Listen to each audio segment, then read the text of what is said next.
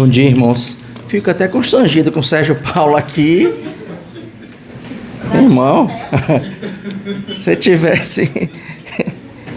Sérgio que tinha que estar aqui.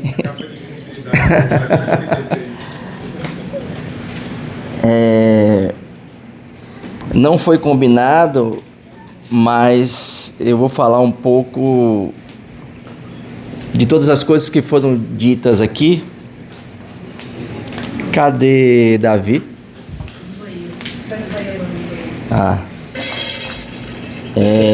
Falar um pouco sobre multidão, discípulo, multidão que aparenta ser discípulo.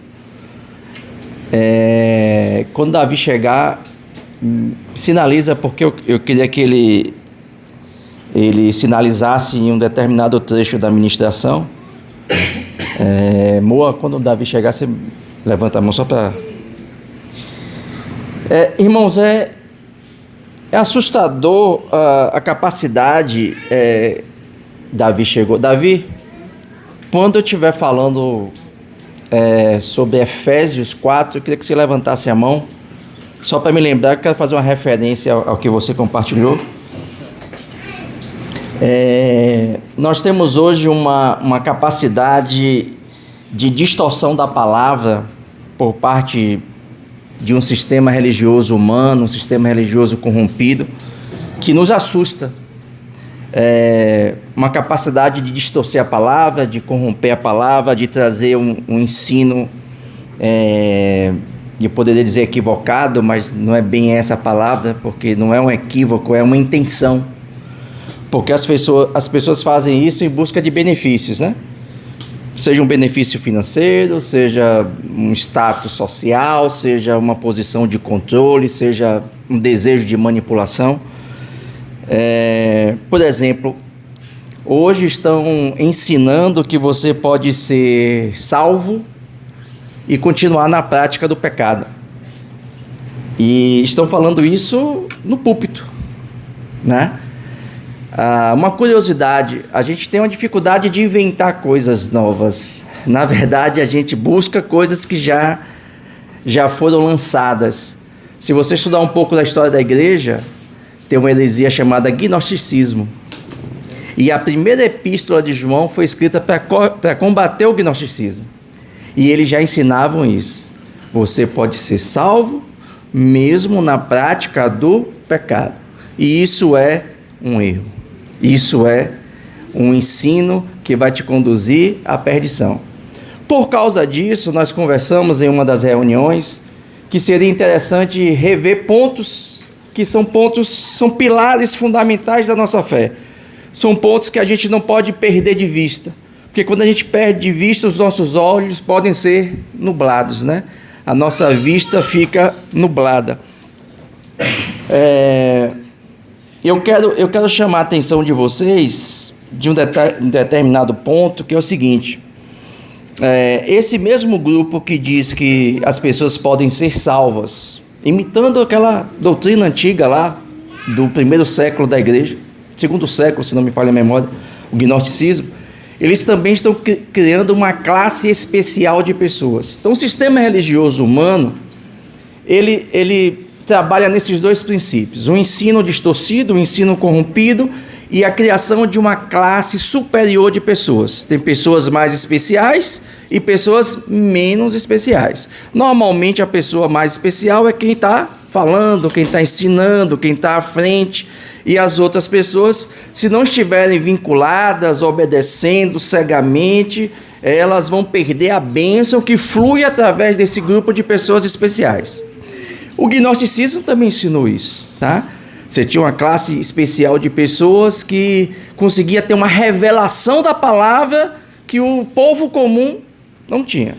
Então fazia distinção entre povo e sacerdote. Só que a Bíblia nos ensina o sacerdócio de todos os santos. Deus distribuiu dons e esses dons estão sobre nós, e nós precisamos trabalhar de forma ativa, exercitando esses dons para trazer edificação para a igreja. Agora eu também quero dizer o seguinte: A culpa desse ensino herético, esse em específico, mas também tem outros, né? Por exemplo, tem um ensino que é um ensino voltado a arrecadar dinheiro. Se você não contribui, Deus não vai te abençoar. Isso é heresia. Então, Deus só vai te abençoar se você der dinheiro. E aí vem campanhas e campanhas, é dinheiro, é dinheiro, é dinheiro. Isso não é evangelho.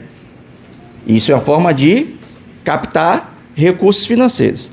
Agora, as heresias, elas entram... Claro, tem falsos mestres. A Bíblia fala o tempo todo sobre falsos mestres. Estudamos aqui a segunda epístola de Pedro, que fala exclusivamente sobre falsos mestres. Mas a culpa não é somente deles. A culpa também é nossa. Porque às vezes a gente não estuda a palavra, não lê a palavra, não se dedica à palavra para poder ter o mínimo de critério crítico, análise crítica, senso crítico, para falar assim, isso que você está falando está errado. Então, pela falta de conhecimento bíblico, a gente se expõe ao erro.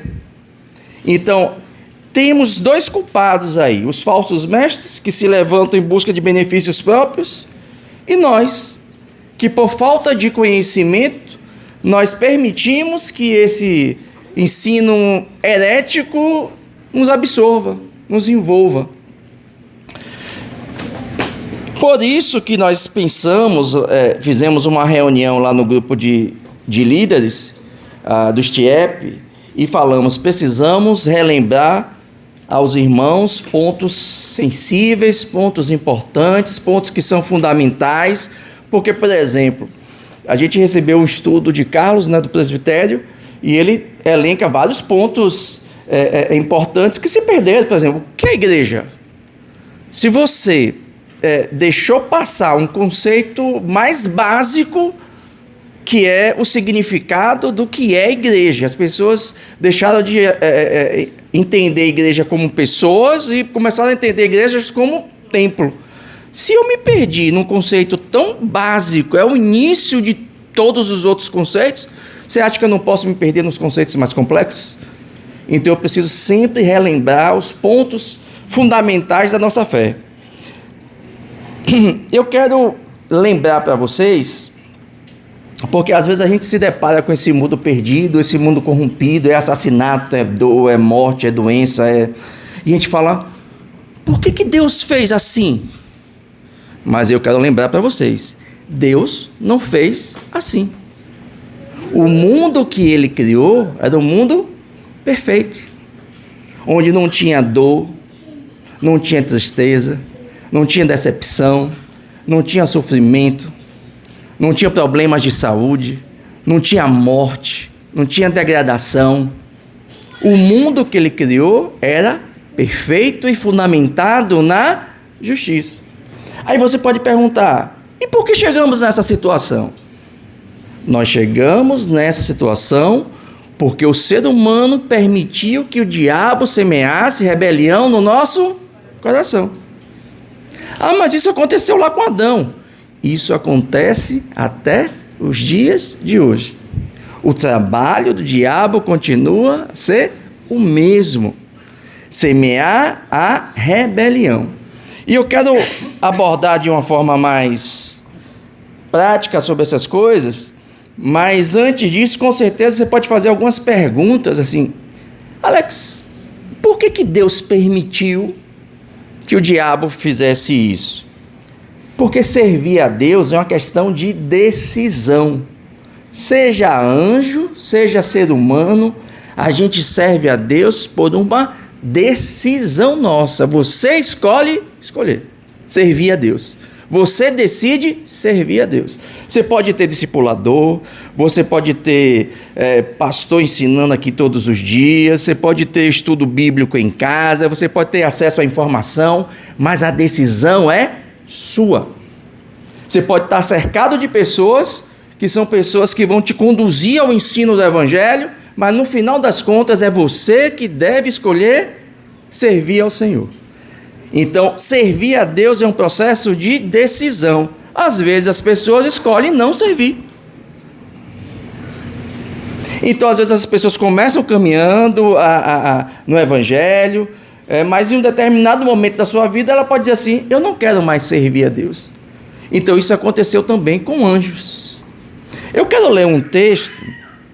Esse texto, ele tem uma disputa sobre ele. Eu não vou falar não vou falar muito dessa disputa teológica, mas desde o segundo século, os pais da igreja já entendiam que esse texto ele tinha um duplo sentido. Ao mesmo tempo que ele falava de um rei, ele também falava de um ser celestial. Tá? Então tem gente que acredita de um jeito, gente que acredita do outro. Eu vou explicar da forma que eu acho coerente. Eu quero ler um texto lá em Ezequiel 28. Eu estou lendo aqui, eu estou na versão de Almeida corrigida, Alexandre. Então, seria bom colocar corrigida aí para não ficar. Esse texto, Ezequiel 28, 14, o capítulo 28, ele fala de uma profecia relacionada ao rei de Tiro. Era uma cidade perseguidora, um estado que perseguia a nação de Israel. Só que no meio da profecia, as coisas que são citadas, as referências, não cabem mais para um ser humano. Então, muitos pais da igreja, muitos teólogos importantes começaram a perceber: rapaz, aqui tem uma dupla interpretação. Tem um ser espiritual também aqui envolvido, além desse rei. E Ezequiel 28, verso 14, diz assim: tu eras o querubim. A palavra querubim já não é aplicável a um ser humano, né? Então não dá para aplicar querubim para o rei de Tiro. Então, isso aqui já chamou a atenção de quem estudava esse texto. Ungido para cobrir. Cobrir significa guardar, proteger.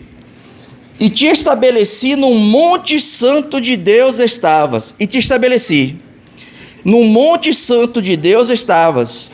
No meio das pedras afogueadas andavas. Aqui fala de relacionamento, proximidade. Então, está falando de um ser com proximidade a Deus. Verso 15. Perfeito eras nos teus caminhos, desde o dia em que fostes criado, até que se achou iniquidade em ti. Esse ser foi criado por Deus perfeito, porque Deus faz tudo perfeito. Deus faz tudo da maneira correta. Agora, a escolha de sair do caminho da perfeição está nas nossas mãos. A gente pode escolher permanecer nesse caminho, ou você pode escolher sair desse caminho. Eu vou dar um pulo para o verso 17. Elevou-se o teu coração por causa da tua primeira característica que Deus deu a ele: formosura. Corrompeste a tua sabedoria. Segunda característica que Deus deu a esse ser: sabedoria. Por causa do teu resplendor, terceira característica que Deus deu a esse ser: resplendor. Por terra te lancei, diante dos reis te pus, para que olhem para ti. Um ser que era perfeito, que Deus deu formosura e sabedoria, mas ele conseguiu transformar bênção em maldição.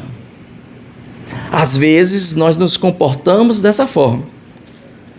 Vamos aplicar isso, saindo um pouco desse texto e aplicando isso no nosso dia a dia. Às vezes a gente recebe coisas que, humanamente falando, são bênçãos. Uma prosperidade financeira, uma inteligência diferenciada, mas aquilo no lugar, mas essas coisas, ao invés de nos conduzir a estar mais aliançados com Deus, às vezes nos afasta de Deus. Porque esse ser começou a olhar para esses dons e tudo aquilo que recebeu de Deus, e ele esqueceu que ele recebeu de Deus e começou a achar que aquilo era dele mesmo. Então, por causa da sua formosura, do seu conhecimento, da sua inteligência, ele começou a dizer: não preciso mais de Deus. Eu posso ser autossuficiente. E nós recebemos do inimigo esse ensino.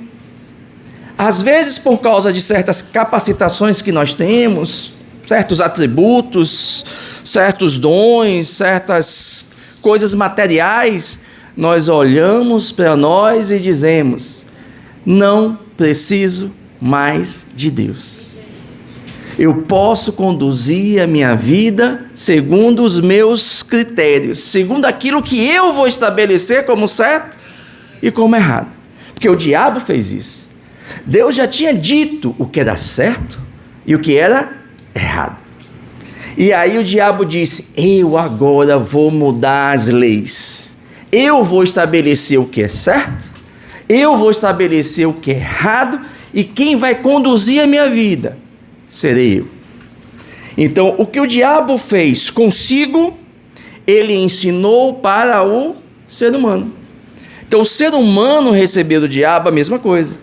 E quando isso acontece, nós nos transformamos em multidão. O que é a multidão? É aquele grupo de pessoas que resolveu ser independente de Deus, que se rebelou contra Deus e falou assim: eu vou conduzir a minha vida da forma que eu acho que é certa. A gente pode passar por dias difíceis, como o Soraya falou aqui. Tem dia que você não quer ver ninguém. Mas aquele que é discípulo de Jesus, mesmo naqueles dias, ele é sensível o bastante para quebrantar o seu coração. Como o Soraya falou assim, teve uma hora que ele falou assim: acho que Deus está... Hoje não é o dia, mas ele está querendo falar comigo. Você podia falar comigo amanhã, mas... Entendeu? Então, assim, por que eu digo isso? Outro dia eu estava lembrando aqui a carta de Abacuque. A carta de Abacuque fala de frustrações. Um profeta que estava brigando com Deus porque as coisas não estavam acontecendo do jeito que ele queria. E começou a tentar enquadrar Deus, dizer assim: Deus, olha a injustiça aí, você não tá vendo não, tá cego, não vai fazer nada. E aí Deus, você quer saber o que eu vou fazer? Eu vou trazer um exército que vai destruir esse povo. Na verdade, Deus estava poupando ele de saber. Então, assim, às vezes a gente vai se deparar com frustrações. Às vezes as coisas não vão funcionar como a gente quer. Paulo estava pregando o evangelho e ele foi rejeitado em muitas cidades e foi apedrejado, bateram nele a ponto dele morrer e levaram ele preso. Frustração, decepção. Ele poderia ter se perguntado: Deus não me protegeu. O homem que orava e um morto ressuscitava. O homem que orava e pessoas que estavam enfermas eram curadas. O homem que orava e demônios saíam. Mas o homem que foi apedrejado, ele poderia ter dito assim: Deus, você não me protegeu. Ele estava frustrado. Então, o que eu estou falando é óbvio. É mais fácil de falar do que viver. Mas essa é a verdade. A gente vai ter dias que os nossos desejos, os nossos anseios não serão atendidos. E como é que a gente se comporta nesse dia? Como multidão ou como discípulo? E aí eu quero ler aqui qual é o grande trabalho do diabo. O trabalho do diabo é distorcer a palavra de Deus e induzir a rebelião. Vamos ler 2 textos lá em Gênesis. Gênesis capítulo 3, verso 1. Diz assim: o diabo, após se rebelar, ele vem até o ser humano e tenta fazer a mesma coisa com o ser humano. Seja o seu próprio Deus, faça do seu próprio jeito. E aí o diabo se apresenta à mulher.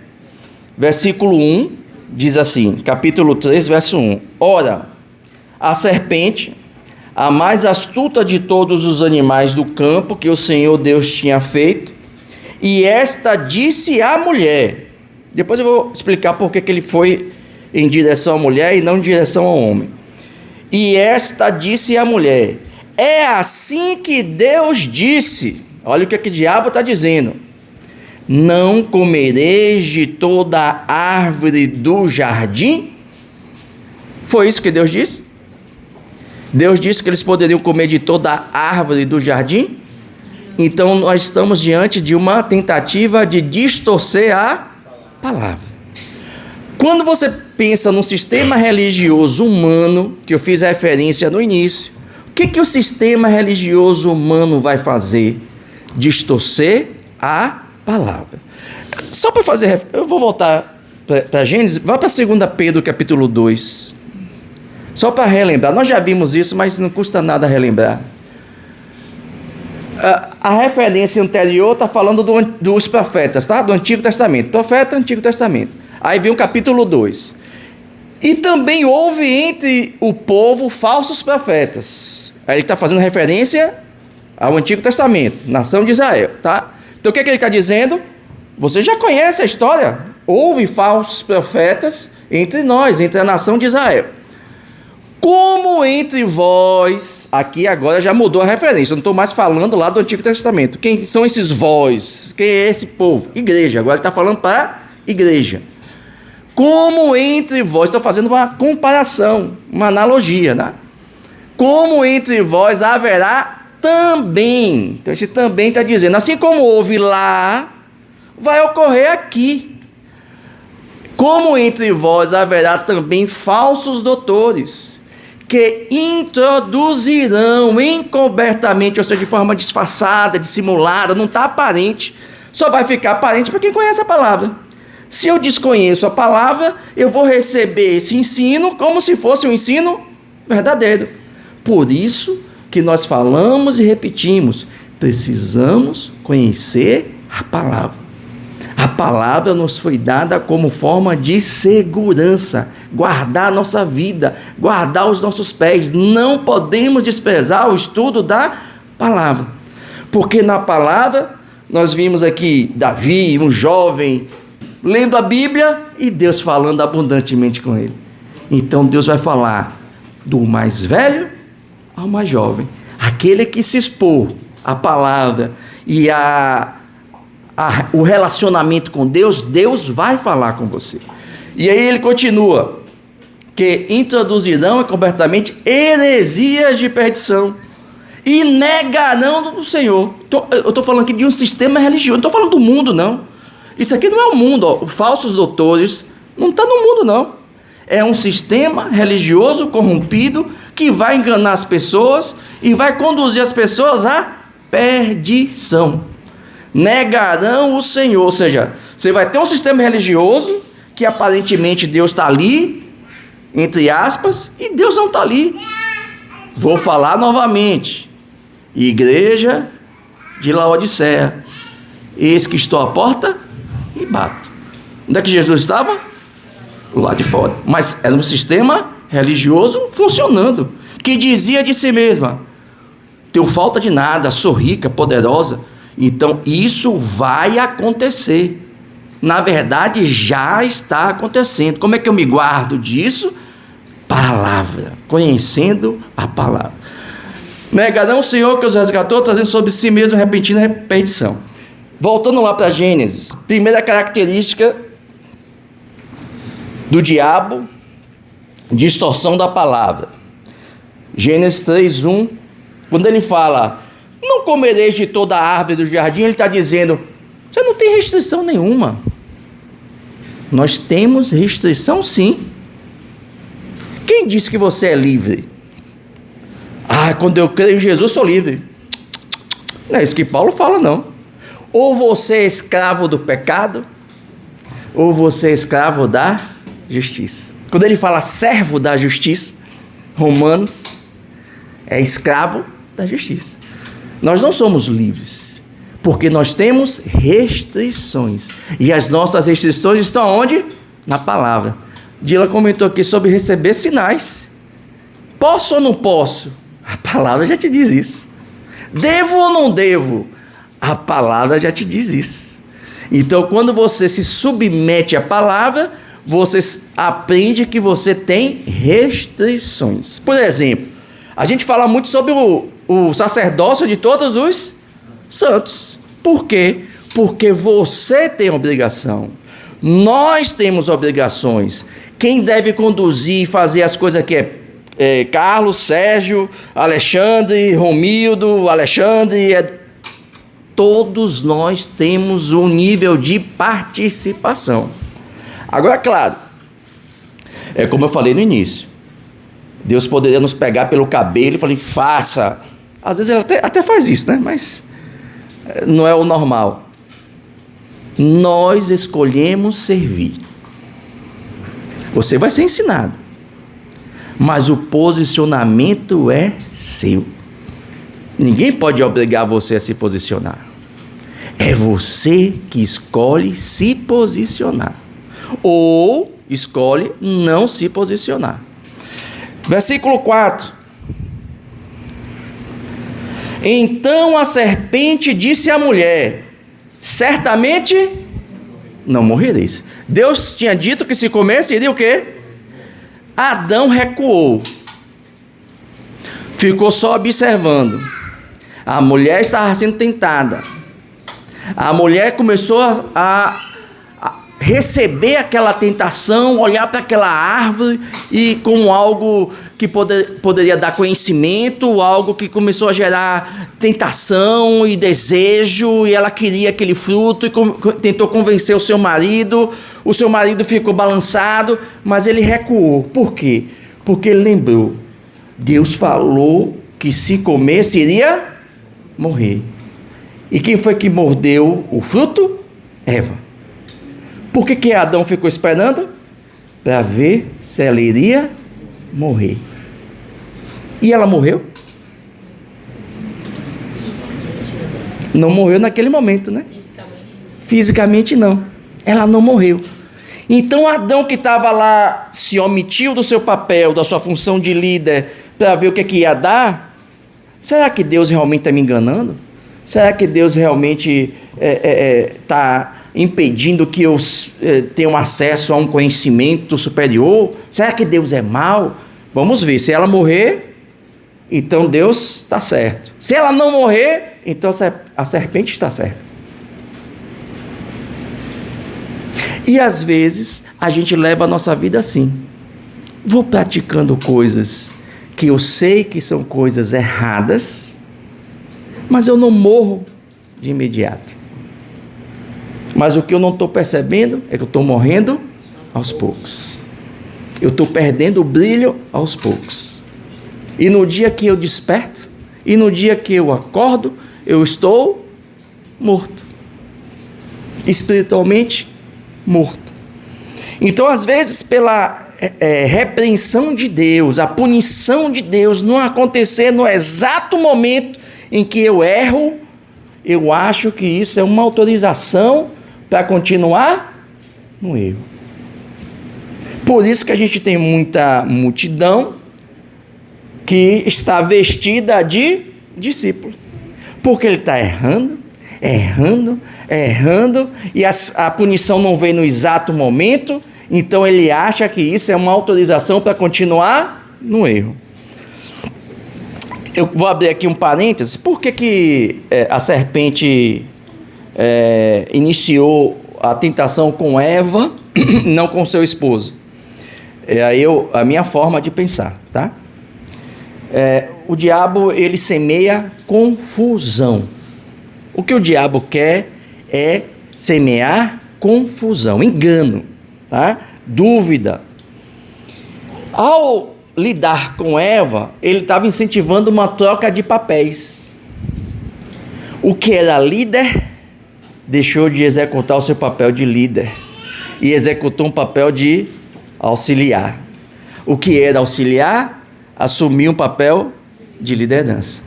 Então, nessa confusão, nessa troca de papéis, a gente se perde. É por isso que a gente precisa saber qual é o nosso papel aqui dentro. Porque quando eu não sei qual é o meu papel, eu estou no meio de uma confusão. Eu estou perdido. Eu estou sem senso de direção. E quem normalmente incentiva uma confusão, uma falta de compreensão do papel é o diabo, porque quanto menos eu assumo a minha identidade, quanto menos eu assumo o meu papel, menos eu vou ser bênção de Deus, instrumento de justiça de Deus para a salvação e edificação das pessoas. Quando você assume o seu papel na plenitude daquilo que Deus te chamou, Deus vai te usar para edificar pessoas, libertar pessoas, salvar pessoas, estruturar famílias, porque você vai estar exercendo aquilo que Deus mandou você exercer. E quando Deus nos manda fazer alguma coisa, Ele nos dá uma capacitação para tal função. Versículo 5. Porque Deus sabe, a segunda função do diabo, a primeira foi distorcer a palavra, pode comer de toda a árvore do jardim, não vai morrer. Distorção da palavra. O segundo papel do diabo é semear rebelião, porque Deus sabe que no dia em que dele comerdes, se abrirão os vossos olhos. O que ele está dizendo aqui? Deus é mau. Ele está impedindo que você tenha acesso a uma informação, a um conhecimento superior. E sereis como Deus. Ele está impedindo que você brilhe, que você viva, que você aproveite. Você já viu algumas pessoas que quando você fala, irmão, você vai ensinar a pessoa, você fala, irmão, você não pode mentir, você não pode roubar, você não pode adulterar.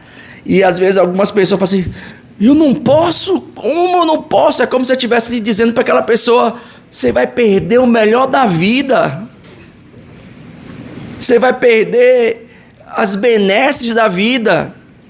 Tem cristão, discípulo, que fala, é isso mesmo, não posso fazer isso. Mas tem aqueles que estão no processo de transição, que ainda não entenderam a revelação, que quando você fala isso, parece que machuca a pessoa. Quando você fala o óbvio, não pode roubar, não pode mentir, não pode adulterar, parece que entrou uma facada no coração que ele vai ter que perder. Então quando o diabo fala, sereis como Deus, ele está dizendo, você vai estabelecer o que é certo e o que é errado, você vai mandar na sua própria vida, faça do seu jeito. Então quando a gente se abre a essa possibilidade, e a gente pode se abrir a essa possibilidade estando aqui dentro ou estando lá fora, tá? Então estando aqui dentro, às vezes as pessoas se comportam dessa forma, serei como Deus, serei o meu próprio Deus. É tanto que às vezes você vai no discipulado, tocar na vida de uma pessoa, ou na ministração, ensinar algo, e você fala algo que está na Bíblia, não é algo que você acha, que você pensa. Você fala algo que está na Bíblia, que Deus falou, está claro, está transparente. E as pessoas ficam incomodadas, elas ficam chateadas, elas se rebelam. Por que isso? Você fala assim, irmão, você não pode tratar aquele irmão com esse desprezo. Você não pode tratar aquele irmão com falta de amor. Você não pode tratar aquele irmão com indiferença, porque a Bíblia nos manda amar uns aos outros. Aí às vezes as pessoas recebem isso como se fosse uma palavra inventada por você. Por quê? Serei como Deus, que vou fazer do jeito que eu acho que é certo. Então assim, uma das coisas que nos tira da condição de multidão e nos leva para a condição de discípulo é que é Deus que estabelece o que é certo e o que é errado. Eu preciso entregar o governo da minha vida para Ele, porque quando o diabo semeou isso aqui, a rebelião, eu passei a ser o Deus da minha vida. Então, certo e errado, eu comecei a fazer os critérios, a definir o que é certo e o que é errado. A lei foi criada por mim. Então, se você realmente quer sair da condição de multidão e migrar para a condição de discípulo, você precisa entregar o governo da sua vida para Deus e entender o que Ele estabeleceu como certo e errado para a sua vida. Não é mais o que você acha. É por isso que a Bíblia fala que um dos critérios de quem está cheio do Espírito Santo é submissão. E aí Efésios fala dessa submissão em diversos níveis. No âmbito familiar, marido e mulher, submissão. No âmbito coletivo, submetei-vos uns aos outros. Na família, filhos, submetam aos vossos pais. Mas é sempre uma via de mão dupla. Ao mesmo tempo que ele manda o filho submeter o pai, fala: pai, não conduza o seu filho à ira. Ao mesmo tempo que ele diz para a mulher: mulher, se submeta ao seu esposo, diz: ame a sua esposa como Jesus amou. É uma via de mão dupla, para não gerar mini ditadores. Então, assim, a submissão é a linguagem do reino de Deus e a rebelião é a linguagem do mundo. Aí você pode pensar: mas peraí, quem se rebelou foi Adão, foi Eva. O que eu tenho a ver com isso? Por que nós estamos nessa situação onde tem morte, tem dor, tem violência? Às vezes acontece uma coisa, um assassinato, e a gente fala: Deus, por que o Senhor deixou isso acontecer? Essa é uma pergunta equivocada. Porque, na verdade, quem fez essa bagunça no mundo fomos nós. Deus está tentando consertar a bagunça, nos chamando de volta para o processo de salvação, porque o mundo criado por Deus não foi esse. Esse foi o mundo que nós herdamos após a rebelião. E Deus está nos chamando no processo de retorno. A restauração plena só vai acontecer quando Jesus voltar, mas até lá nós estamos num processo de mudança. Algumas coisas ainda vão acontecer, coisas que não deveriam acontecer, ainda vão acontecer, porque o mundo jaz no maligno. E nós estamos nessa situação porque nós herdamos esse coração, nós herdamos essa natureza inclinada à corrupção, inclinada à rebelião, inclinada à prática do pecado. Você pode pegar uma criancinha, bebezinho, que você já sente ali um espírito de rebelião. Quando o pai fala: não bota o dedo na tomada, e ele olha para o pai: o que é isso? De onde ele herdou essa natureza? E se o pai e a mãe tiram o dedo da tomada, ele se joga no chão e vai chorar e berra. De onde veio isso? Uma criancinha que não teve contato com sistema educacional nenhum. Essa natureza veio de onde? Nós herdamos essa natureza. É por isso que uma parte do fruto do Espírito é domínio próprio. Se você não tiver domínio próprio, você vai permitir que essa natureza aflore. Essa vontade de fazer o que você quer aflore. Esse desejo de fazer do jeito que você acha que é certo, aflore. Romanos 5, verso 10.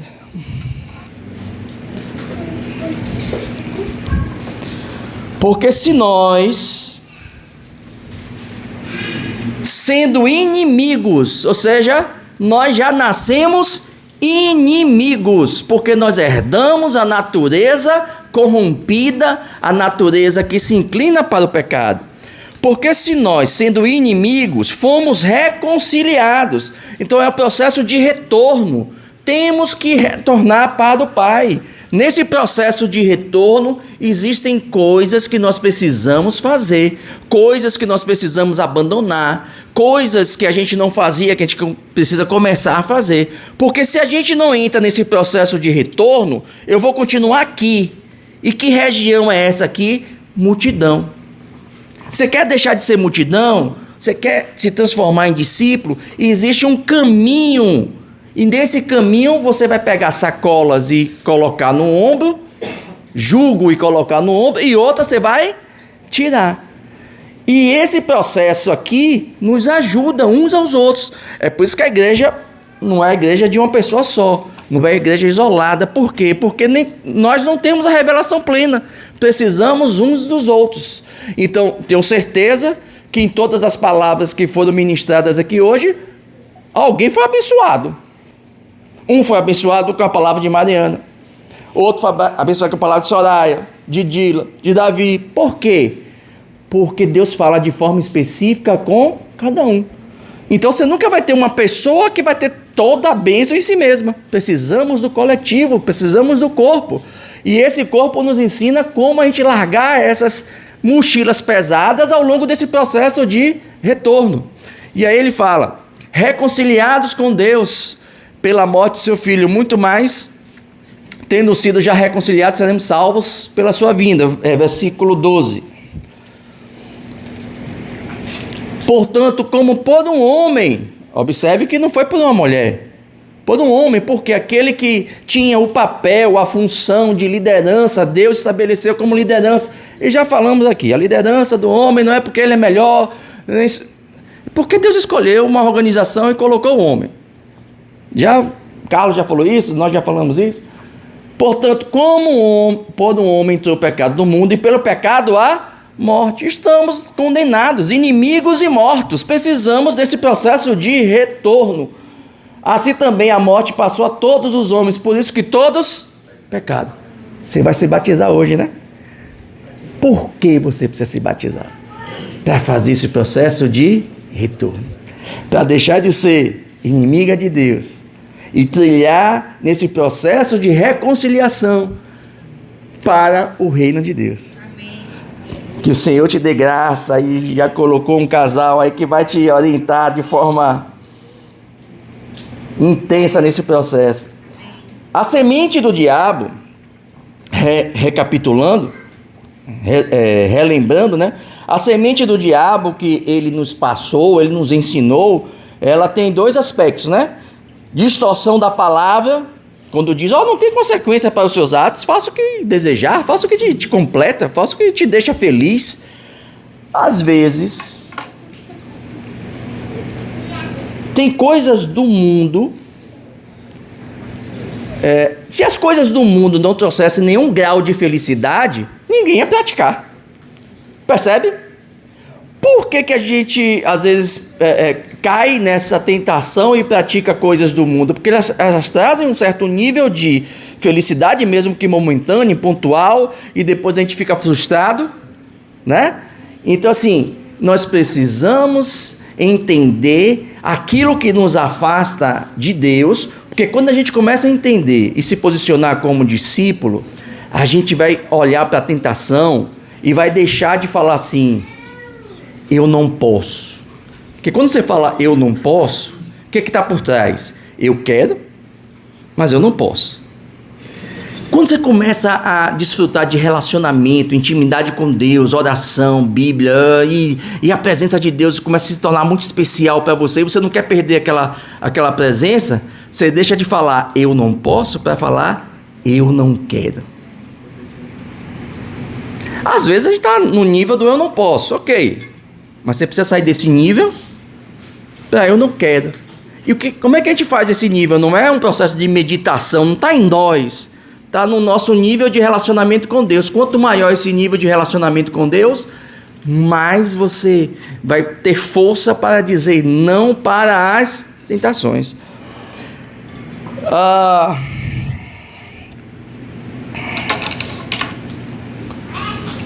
Nesse processo de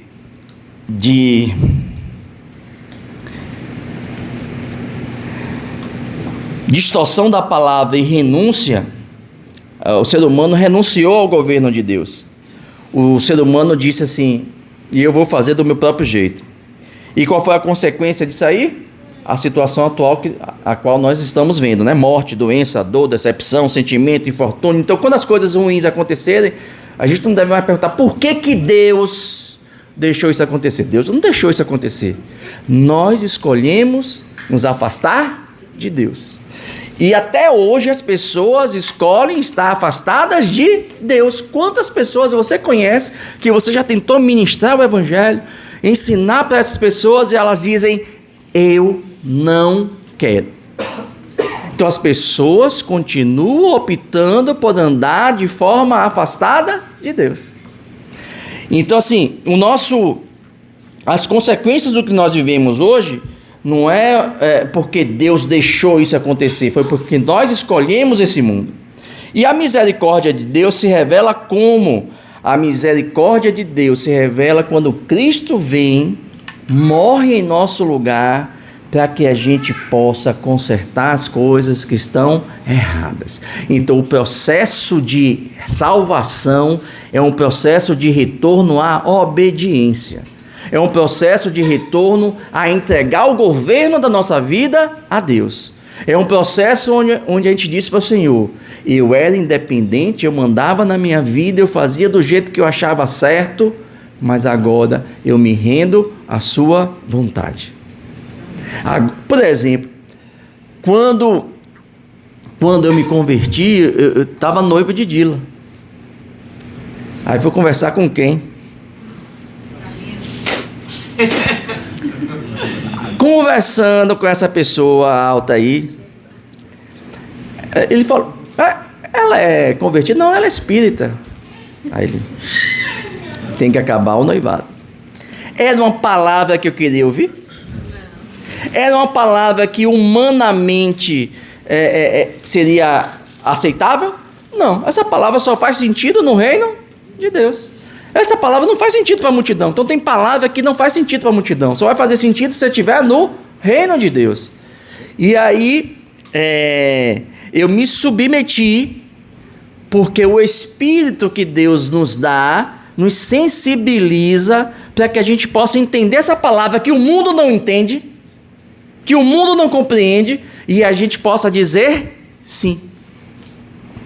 Às vezes você vai ser tocado pelo seu discipulador com uma palavra dessa, tocado na ministração por uma palavra dessa, e aí aquela palavra vai te incomodar no primeiro momento, mas se você estiver sensibilizado, e se aquilo for uma palavra de Deus, você vai aprender a dizer sim. Eu quero crer, é sinônimo de obedecer. Então, se você ouvir por aí alguém falando: se você crê em Jesus, mesmo que você pratique o pecado, você vai estar salvo.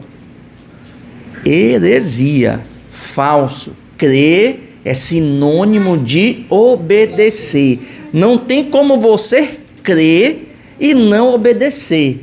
Se você crê e não obedece, na verdade você está negando, rejeitando o conhecimento que Deus te deu. É uma situação até pior, porque você teve revelação, teve contato, teve orientação e você disse não. Então, crer vem acompanhado de obedecer. Eu quero ler algumas coisas aqui. Eu não gosto de falar do diabo, e eu tenho certeza que alguns vão falar: esse negócio de falar do diabo. Mas o que a Bíblia fala sobre o diabo, eu preciso conhecer. Por quê? Porque nós temos um inimigo. Nós não podemos olhar para esse inimigo e fazer pouco caso dele. Porque se ele foi capaz de enganar, segundo os teólogos, 1/3 dos anjos, imagine o nível de conhecimento, de entendimento, de revelação que os anjos tinham de Deus. Estavam vendo Deus, e ele conseguiu enganar 1/3 dos anjos. Você acha que esse ser não pode nos enganar? 1 João, capítulo 3, verso 8. 1 João, capítulo 3, verso 8. Quem pratica o pecado é do diabo, porque o diabo peca desde o princípio. Para isto o Filho de Deus se manifestou, para desfazer as obras do diabo. E o que o diabo ensinou ao ser humano? Distorção da palavra e induzir o povo à rebelião. Faça do seu próprio jeito. Então, quando eu começo a me abrir para essas duas características, eu estou fazendo aliança com quem? Com o diabo. A Bíblia diz que o diabo é o pai da... Quando eu minto ou omito de forma intencional para que o conhecimento seja enviesado, eu estou fazendo aliança com quem? Com o diabo. Mateus capítulo 4, verso 8. Novamente o transportou, aí fala da tentação de Jesus. O diabo novamente o transportou o diabo a um monte muito alto e mostrou-lhe todos os reinos do mundo e a glória deles, e disse-lhe: tudo isto te darei. Eu não vou discutir teologicamente qual é o nível de posse que ele tem, mas algum nível de posse ele tem, porque ele ofereceu.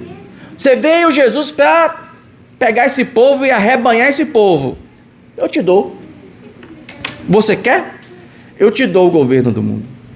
Então existe algum nível de influência. Aí ele fala: se prostrados me adorares. Efésios capítulo 2, verso 2. 2:2. Em que, noutro tempo, andaste segundo o curso deste mundo. Curso é influência. Segundo o príncipe da potestade do ar, influência do diabo, do espírito que agora opera nos filhos da desobediência. Quando você resolve se afastar, não é apenas uma escolha sua, existe também uma intervenção. Pode ser só uma escolha sua, mas existe provavelmente uma intervenção também que te induz a isso. Então, tem influência? Tem. 2 Coríntios 4, verso 3. Mas se ainda o nosso evangelho está encoberto, para os que se perdem está encoberto, nos quais o Deus desse século cegou o entendimento dos incrédulos, para que lhes não resplandeça a luz do evangelho. Tem influência ou não tem influência? O Deus desse século cegou o entendimento dos incrédulos para que eles não vejam, para que eles não se convertam. Por fim, Tiago, capítulo 4, verso 7. Esses textos podem nos deixar assustados, mas a gente não deve ficar aqui, porque Tiago diz o seguinte: sujeitai-vos, pois, a Deus, resisti ao diabo e ele fugirá de vós.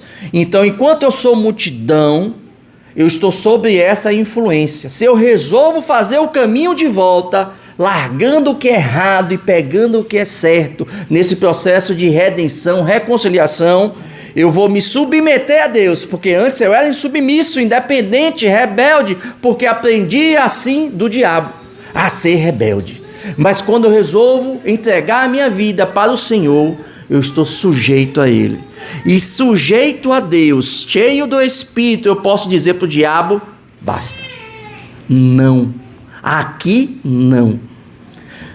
Quando Dila se converteu, ela passou por um período de ver coisas, de ver vultos, e a gente orava, não sei o quê. Até que teve um dia e falou assim: você vai dizer não. Porque ela precisava aprender a dizer não. Então não dá para você terceirizar certas coisas. O nosso posicionamento em Deus, ele precisa ser assumido por nós. Então ela precisava assumir e dizer não. Então existe interferência? Existe. Mas existe poder de Deus na mão daqueles que se chamam por seu povo para dizer não. Para entrar numa casa onde as pessoas estão destruídas, onde as famílias estão destruídas pela intervenção do diabo, e falar assim: aqui não. Amém. Então essa autoridade está sobre a igreja. Amém. Nós precisamos reivindicar, assumir, se colocar de forma postural com essa autoridade, com esse envio. Amém. Colossenses capítulo 1, verso 12. Dando graças ao Pai, que nos fez idôneos para participar das heranças dos santos na luz, o qual nos tirou da potestade das trevas e nos transportou para o reino do Filho do seu amor. É isso que vai acontecer com você. Aleluia. Já aconteceu quando você se entregou, e hoje você vai ser inserida no corpo. Nós fomos resgatados desse local de insubmissão, de independência, onde eu sou meu próprio Deus, onde eu sigo aquilo que o diabo aprendeu a fazer, se rebelou contra Deus. E aí eu vou no caminho de volta. O Senhor me tirou disso aqui e me levou para o seu reino.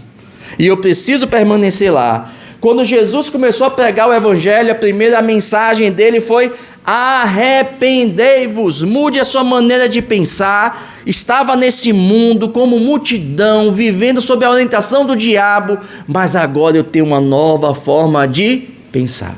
E eu preciso retornar.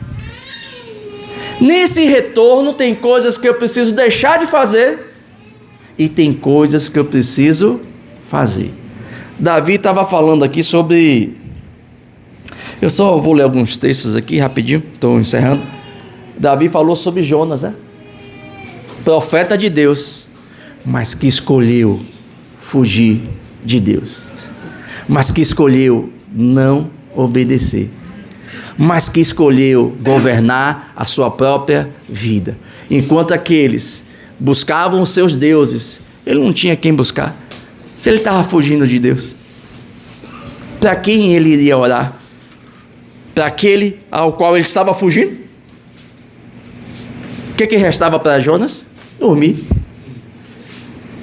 Mas Deus não abandona os seus filhos.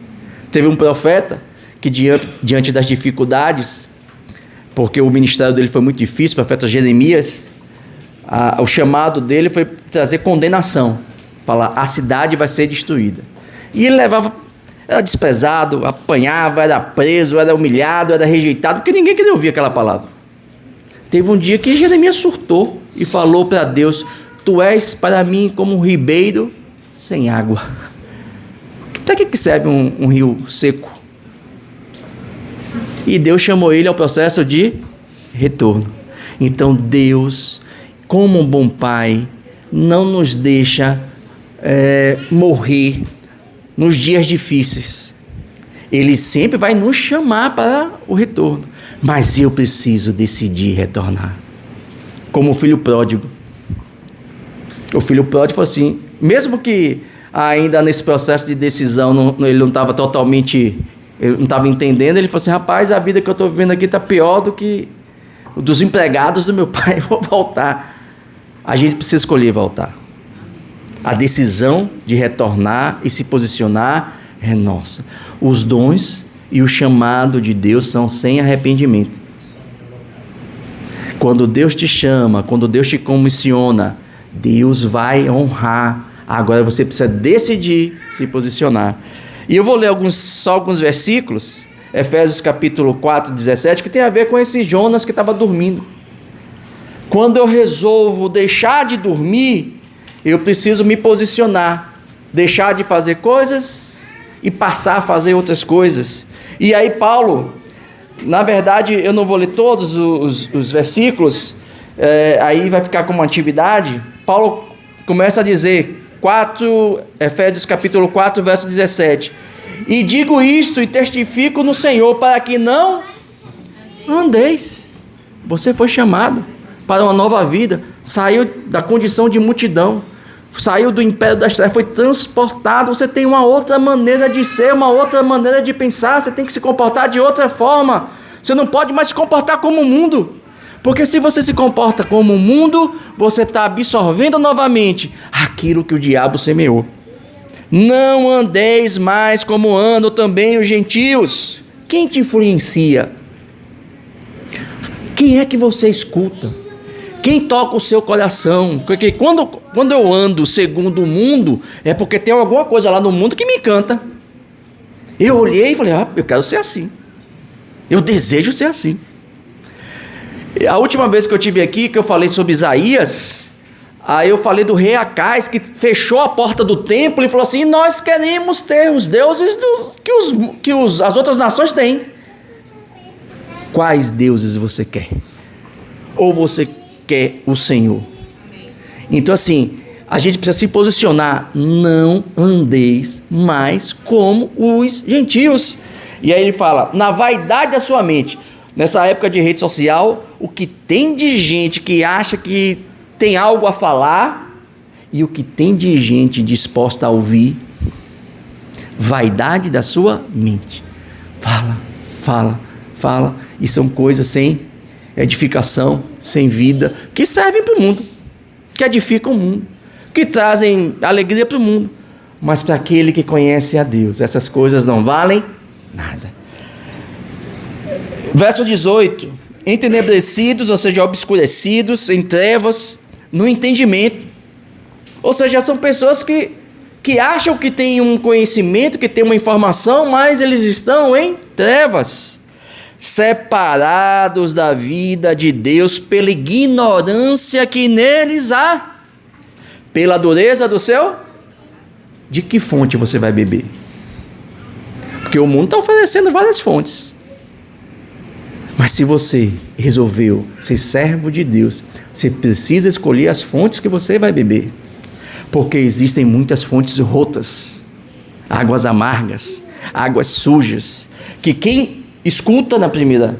Lembra que a gente leu Pedro aqui, que fala dos falsos profetas? Como é que você vai introduzir um ensino errado e as pessoas não vão rejeitar? Porque você vai introduzindo esse ensino de uma forma amena, com cuidado, aos poucos, e a pessoa vai absorvendo aquilo ali.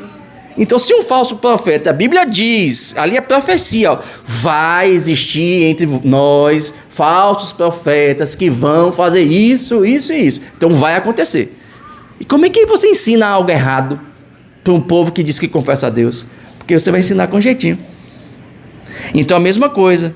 Pessoas com a mente obscurecida vão falar coisas que parecem sábias, mas são coisas que são aprovadas e são pilares do império das trevas. Verso 19. Os quais, havendo perdido todo o sentimento, ou seja, a sensibilidade de Deus, voz da... Você sabia que mesmo que quando a pessoa não conhece a Deus, tem uma vozinha na consciência aqui, que você faz uma coisa errada, aí o seu coração começa a apertar. Você não é nem da igreja, nunca se relacionou com Deus, mas fez uma coisa errada, sei lá, roubou, mentiu. A primeira vez que você faz isso, seu coração não ficou apertado? Quem viveu isso antes de se converter, não sentiu esse peso no coração? Mas o que acontece? Eu vou fazer isso a primeira vez, a segunda vez, a terceira vez, e essa voz de Deus, ela vai perdendo força, porque eu estou abraçando o comportamento do império das trevas, estou deixando o meu coração insensível, se entregar à dissolução, depravação moral, devassidão, para com avidez, vontade, planejo mal, para com avidez cometer toda sorte de impureza. Mas vós não aprendestes assim. O verdadeiro evangelho aponta para a santidade em Cristo. Se é que tendes ouvido, e nele fostes ensinados, como está a verdade em Jesus, que, quanto ao trato passado, vos despojeis do velho homem, abandone aquilo que o diabo te deu, abandone aquilo que o mundo te deu, vos despojeis do velho homem, que se corrompe pelas concupiscências do engano, e vos renoveis no espírito da vossa mente. É o Espírito Santo que vai habitar em nós nesse processo de restauração, nesse processo que eu saio do império das trevas, vou para o reino de Deus. O Espírito nos renova, e é esse Espírito Santo que vai nos ensinar, que vai dizer para o seu povo, para a sua igreja, a maneira correta de viver. E vos revistais do novo homem, que segundo Deus é criado em verdadeira justiça e santidade. Por isso, deixai a mentira, falai a verdade, cada um com seu próximo, porque somos membros uns dos outros. Multidão, império das trevas, aquele que absorve o ensino, o diabo anda na mentira. Aquele que fez o processo de retorno, que entregou a sua vida para Jesus, que falou: Jesus, tu és o Senhor da minha vida. Ele não anda mais em mentira, ele anda na verdade. A omissão intencional também é mentira. Quando você vai dar uma resposta e dá uma resposta pela metade, sabendo que ela está pela metade, e que aquela pessoa vai receber essa resposta pela metade e vai entender algo que não é o que realmente está acontecendo, isso é intencional. E aí ele continua a dizer: irai-vos e não pequeis. Como ser humano eu posso até... A minha emoção vai aflorar, ninguém roubou aqui, né? Então a minha emoção vai aflorar, mas eu preciso ter domínio próprio. Irai-vos, mas não pequeis. Não se põe o sol sobre a sua ira, ou seja, atue sobre ele. Atue, não deixa ele te dominar. Lembra de Caim? Quando Caim, antes de matar Abel, Deus falou com ele fez uma oferta, né? Deus rejeitou e tal. Aí o que Deus falou com Caim? Como é que é? O mal está sobre você, cabe o teu... você precisa dominar este mal que está tentando te controlar. Parafraseando aqui, né? Você tem um mal tentando te dominar, mas você precisa dominar sobre ele. Então, domínio próprio. E como é que você tem domínio próprio? Quando você consegue entender o que é certo e o que é errado. Se eu não sei o que é certo, se eu não sei o que é errado, então, para que eu vou ter... Não existe domínio próprio. O domínio próprio, ele se revela quando eu consigo entender o que é certo e o que é errado. E aí ele continua, verso 28, eu disse que não ia ler muitos, né? Mas aquele que furtava, não furte. Antes trabalhe fazendo com as mãos o que é bom. Furtar não é só o ato de roubar, mas o engano. A pessoa vai vender um produto dizendo que aquele produto atende tais características, sabendo que ela que não atende. Ela está enganando. Isso é furto. Então eu estou levando uma informação de forma consciente para enganar as pessoas, para tirar algo delas. Eu estou furtando. Antes trabalhe fazendo com as mãos o que é bom, para que tenha o que repartir com o que tiver necessidade. Não saia da vossa boca nenhuma palavra torpe. Você já sentou com alguém, ficou horas conversando com certas pessoas e não sai uma palavra de edificação? Não sai uma palavra da Bíblia. Só sai coisas deste mundo. Ele está falando palavras torpes, ok, indecente, obscena, mas vamos supor que não seja torpe. Só sai coisas do mundo. A nossa boca fala daquilo que o coração está cheio. E aí ele continua: não saia da vossa boca nenhuma palavra torpe, mas só que for boa para promover a edificação, para que dê graça aos que a ouvem. Edificar alguém. A pessoa está ouvindo e foi sensibilizada com aquela palavra. Não entristeçais o Espírito Santo de Deus, no qual estáis selados para o dia da redenção. O Espírito habita em nós, somos templo dele. Quando nós nos comportamos como o mundo se comporta, como os gentios se comportam, furtando, roubando o Espírito que está dentro de nós, nós estamos apagando essa chama, entristecendo o Espírito. E aí ele fala, verso 31, toda amargura, ira, cólera, gritaria, blasfêmia, malícia sejam tiradas dentre de vós. O que é isso? Pessoas que são controladas pelo sentimento. São pessoas que o exterior, a situação externa é o que move aquelas pessoas, é o que controla aquelas pessoas. Elas não têm domínio próprio, então são dominadas pelo que acontece fora. E aí são dominadas pela amargura, pela ira. E aí são pessoas que, por exemplo, não conhecem o poder do perdão. O perdão anula quase todos esses sentimentos. Às vezes, quando eu sou ferido por alguém, eu sou dominado pela amargura, pela ira, pela cólera. E quando eu entendi a linguagem do reino, me posiciono segundo o reino, não ando segundo o mundo, mas segundo o reino, e libero perdão, eu destruo a influência dessas características, desses sentimentos que tentam nos dominar. Verso 32. Antes sede uns para com os outros benignos, ou seja, prazer em fazer o bem, misericordioso. Misericordioso, o oposto disso é aquele que tem pressa em condenar. Imagine se Deus tivesse pressa em nos condenar. Nós fomos alcançados pela misericórdia de Deus. Cuidado, você que cuida de pessoas, porque essas pessoas pertencem ao Senhor, estão nas tuas mãos. Não tenha pressa em condenar. Calma, vamos lá. A porta do reino tem uma largura. Eu não devo alargar. mas também não devo estreitar. A porta tem uma medida certa. Ela não é larga demais e nem é curta demais. Quando os fariseus assumiram o poder, eles tentaram fazer o que com a porta? Estreitar. Por isso que eles falaram para Jesus: você desobedece ao sábado. Jesus nunca desobedeceu ao sábado, nem mandamento nenhum. O que Jesus não obedeceu foi a tradição humana criada em cima do sábado. Coisas humanas. E Jesus não ia se submeter a isso. E aí ele continua: perdoando-vos uns aos outros, como também Deus vos perdoou. E aí eu anulo a amargura, a ira, a cólera, a gritaria, e sou imitador de Cristo. Verso 5, capítulo 5, verso 1. Sede, pois, imitadores de Deus como filhos. Verso 5. Porque bem sabeis isto, que nenhum fornicador, impuro, avarento, e aqui ele fala que avarento é o quê?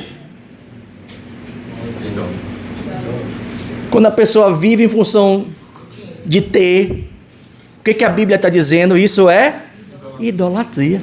Não podeis ter dois senhores. Mamon lá é riqueza, né? E aí ele continua. Ou seja, se eu quero deixar de ser multidão, se eu estou no reino, eu não posso estar no reino e ser fornicador. Eu não posso estar no reino e ser impuro. Eu não posso estar no reino e ser avarento. Nenhum desses tem herança no reino de Cristo e de Deus. Não vai entrar. Não vai entrar, porque é multidão. Ninguém vos engane com palavras vãs. O que é uma palavra vã? Aquela que distorce a verdade. Porque por estas coisas vem a ira de Deus sobre os filhos da desobediência, aqueles que resolveram fazer do seu próprio modo, do jeito que acham que é certo, aqueles que falaram para Deus: eu não vou te obedecer porque eu vou estabelecer as minhas regras. Essa linguagem foi herdada de onde? Do diabo. E aí ele continua, verso 7: portanto não sejais seus. Você tem que saber com quem você anda. Você quer andar com quem? Vou pular para o verso 17 e agora realmente terminar. Por isso não sejais, mas entendei qual seja a vontade do... E a Bíblia contém a vontade do Senhor. O Evangelho só é útil se eu absorvo dele as suas verdades. Se o Evangelho não for usado como uma forma de instrução, ele não está sendo útil. Por isso a importância de conhecermos a palavra. É isso, essa é a palavra. Senhor Jesus, obrigado pela tua palavra. Obrigado pela grande obra que o Senhor fez, obra de redenção, obra de restauração. O Senhor morreu naquela cruz para que nós, inimigos do Senhor, porque vivíamos segundo a nossa própria vontade, tivéssemos a chance de retornarmos para o teu reino. E um dia, Senhor, toda a morte, toda a tristeza, toda a dor, toda a doença, toda a infelicidade, toda a obra do diabo será plenamente desfeita, porque o Senhor voltará. E o Senhor vai estabelecer o teu reino de justiça. E esse reino será de eternidade em eternidade. Obrigado por essa oportunidade, essa grande bênção de fazer parte do teu reino. Abre os nossos olhos, guia os nossos passos, para que o diabo não mais nos engane. E podemos, assim, sermos submissos ao Senhor e resistir ao diabo, dizendo a ele: aqui não. Amém, Jesus. Amém.